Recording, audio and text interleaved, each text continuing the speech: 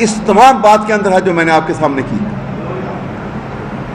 لیکن ایک ایکشن سے یہ اہل حکومت نے ایسی دراڑ پیدا کی ہے, ایسی نفرت کا بیج بویا ہے عوام کی نظر کے اندر اور پاکستان کی آرم فورسز کے درمیان کہ وہ بہت تکلیف دہ ہے.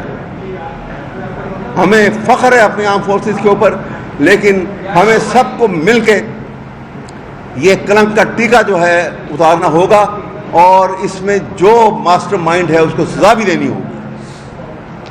سوچا بھی نہیں جا سکتا پاکستان میں یہ. تو میری گزارش یہ ہے کہ یہ ساری صورتحال ہم نے آپ کے سامنے کی ہے. ایک ہی حل ہے, کہتے ہیں justice delayed is justice denied. یہ ٹرائیبیونل میں ہے, جہاں بھی ہے آپ صبح شام عدالت بٹھائیں, فیصلہ کریں ان کا. یہ جتنے رگڈ ہوئے ہیں, جتنے رگنگ کے کیسز ہیں, ان سب کا فیصلہ کیا جائے اور سزا بھی ساتھ دی جائے. الیکشن کمیشن کے تمام سرکردہ آفیسرز کو پکڑا جائے جنہوں نے یہ کھیل کھیلا ہے.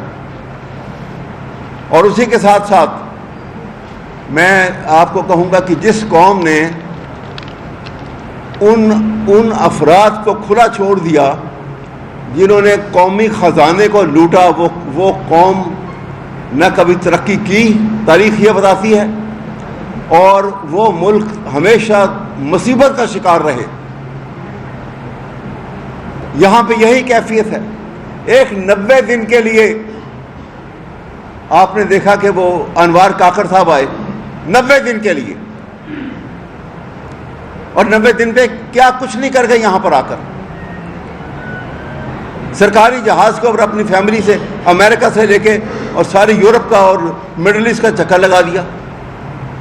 وہ سرکاری خزانے سے کروڑوں روپے کا وہ جو خرچ آیا ہے, کیا وہ خرچ جو ہے وہ ان کی جیب سے نہیں نکالا جائے گا؟ اور کیوں نہ نکالا جائے؟ سملرلی آپ دیکھیے گندم کا اتنا بڑا سکینڈل ہوا, سارے ریکارڈ آپ کے سامنے حکومت کے سامنے موجود ہیں کہ سرپلس گندم پڑی ہوئی ہے, گوڈاؤن بھرے ہوئے گندم سے, اربوں روپے کی گندم امپورٹ کر لی. کون ذمہ دار ہے؟ سیکشن 230 لکھ لیجئے, سیکشن 230 الیکشن لاز 2017 بڑا واضح لکھا ہوا ہے کہ اختیارات جو ہیں کیئر ٹیکر سیٹ اپ کے اختیارات کیا ہیں.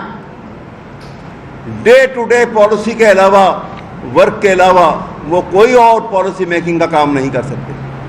ان کی پرائمری ریسپانسبلٹی ہے to facilitate Election Commission of Pakistan for holding free, fair and transparent election and nothing beyond that. آج ٹیررزم کا شکار ہے سارا ملک, سفر کر رہے ہیں. ان گھرانوں سے پوچھو جن کے گھر شہادتیں ہوئی ہیں, چاہے وہ ہمارے فوجی بھائی ہیں یا ہمارے سویلین ہیں, لیکن ہر کوز کا ایفیکٹ ہوتا ہے. یہ کیوں ہوا ایسا؟ کاکڑ کی وہ غیر ذمہ دارانہ سٹیٹمنٹ جس میں اس نے یک جملہ میں کہہ دیا کہ جی یہ سب جتنے لاکھوں میں یہاں بیٹھے ہیں افغان مجاہدین مہاجرین, ان کو یہاں سے نکال دیا جائے. وہ کوئی طریقہ کار ہوتا ہے, کوئی ڈپلومیٹک چینل ہوتے ہیں. یہ کام الیکٹڈ گورنمنٹ کا ہے کہ وہ دوسری حکومت سے بات کرتے ہیں, نیگوسیشن ہوتی ہیں, کئی پارلرز ہوتے ہیں, کوئی طریقہ کار طے ہوتا ہے, کوئی نظام بنتا ہے, کوئی کس بات آہستہ آہستہ ان کا سلسلہ بنایا جاتا ہے. لیکن یہ تمام تکلیفیں جو ہیں, میں آپ کو صرف اس کے لیے بھی آپ سے کہوں گا کہ ایک بہت موٹا اس کا جو طریقہ کار ہے, جو آپ بہت آسانی سے آپ اس کو دیکھ لیں گے, آپ کو پتہ لگ جائے گا. کاکڑ کی اسٹیٹمنٹ کے بعد آج تک جتنے ٹیررسٹ اٹیک پاکستان پہ ہوئے ہیں اور جتنا نقصان ہوا ہے ہمیں جانی اور مالی, وہ کاؤنٹ کر لیجئے. یہ بڑے لوگ جو اتنے اثر رسوخ والے ہوتے ہیں, ان کی ٹینٹیکل بڑی دور تک پھیلی ہوتی ہیں. آج وہ 10th والیوم کھول دیں, نہ مجھے بولنے کی ضرورت پڑے گی نہ آپ کو کچھ سننے کی, سب کچھ لکھا ہوا سامنے آ جائے گا. انہوں نے تو وہ حرکتیں کی ہیں پاکستان کے ساتھ. ایسے تو ملک کا یہ حال نہیں ہو گیا. یہ دو بھائی امیر ہو گئے, سارا ملک غریب ہو گیا. میرا آپ سے سوال ہے آپ کے پانی پی ٹی آئی کو مان کو ایک ساتھ کب رہا ہوگا کیسوں کا کیا اسٹیٹس چل رہا ہے اور دوسرا یہ بتائیں کہ جو اسمبلی نے قوانین پاس کرنی ہے دوبارہ الیکشن کے رول پاس کیے کس طرح افیکٹ کریں گے جو جنرل سیٹ میں ملنا چاہ رہے ہیں ریزرو سیٹس کا پوچھیں اور جو پانی پی ٹی آئی کے ایک سال پورا جگہ 5 جگہ اس کے بارے میں کب رہا ہوگا. دیکھیے جو ریزرو سیٹس جو ہیں اب دیکھیں نا آپ نے ان کی آئین کی رسپیکٹ جو وہ اس کو بھی اندازہ آپ کر لیں. عدلیہ کی رسپیکٹ بھی آپ کے سامنے آ گئی ان کے ذہن میں کہ ایک سمپل انیکٹمنٹ کر کے وہ سپریم کورٹ کے فل کورٹ کے فیصلے کو وہ نلیفائی کرنے کی کوشش کر رہے ہیں جو نہیں کر سکتے. آپ قانون سازی ایسی صورت میں prospectively in the light of the judgment آگے کے لیے بنا سکتے ہیں, لیکن ریٹروسپیکٹیولی اس ججمنٹ کو نلیفائی کرنے کے لیے اگر کوئی آپ قانون سازی کریں گے اس کی کوئی قانونی حیثیت نہیں, وہ چیلنج ہو جائے گا.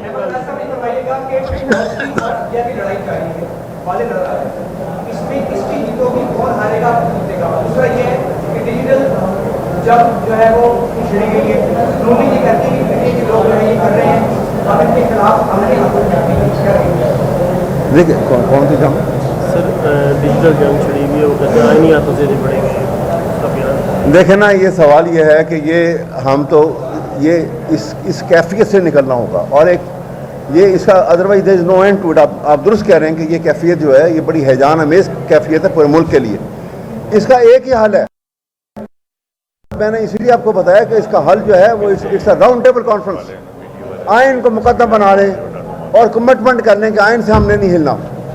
آئین اتنی بیسک ڈاکومنٹ اور ہم نے کوئی کسی اسٹیج کے اوپر کسی کو سوٹ کرتا ہے نہیں کرتا ہے, جو آئین کہتا ہے وہ کرو, تو ہم کرائسس سے نکل جائیں گے. ایک دفعہ آئین کو ڈیفائی کرنا شروع کر دیا جیسے ماضی میں ہوا ہے, دین دیر is no end to it. پھر آپ ہر کوئی اپنے اپنے حساب سے چلتا چلا جائے گا اور آپ وہاں پہنچ گئے جہاں سے ہم شاید ایک سچویشن آف نو ریٹرن پہ آئے ہیں. بڑی خطرناک صورتحال ہے, لیکن اب بھی ایک ہی طریقہ ہے کہ اپنی تمام ماضی کی غلطیاں کو بھلا کے اگر بیٹھ جائیں کہ ہاں ہم آج سے آئین کے اوپر چلتے ہیں اور آئین سے ہم ہلنے نہیں دیں گے کسی کو بھی, تو پھر بھی حالات درست ہو جائیں گے. اور جب تک ہمارے درمیان جو آئین کہتا ہے عدلیہ کا تقدس جو ہے اس کو قائم نہ رکھا گیا تو ملک تباہ ہو جاتے ہیں. اس لیے کہ جہاں پہ قانون کی بالادستی ختم ہو جائے اور عدلیہ کمزور پڑ جائے تو وہاں کہتے ہیں society becomes free for all, پھر وہ جنگل سوسائٹی ہے. ہم اس کے دہانے پہ ہیں. We are in a position to make or break. یہ کلیکٹیولی ہمیں یہ وزڈم دکھانی ہوگی یہاں پر.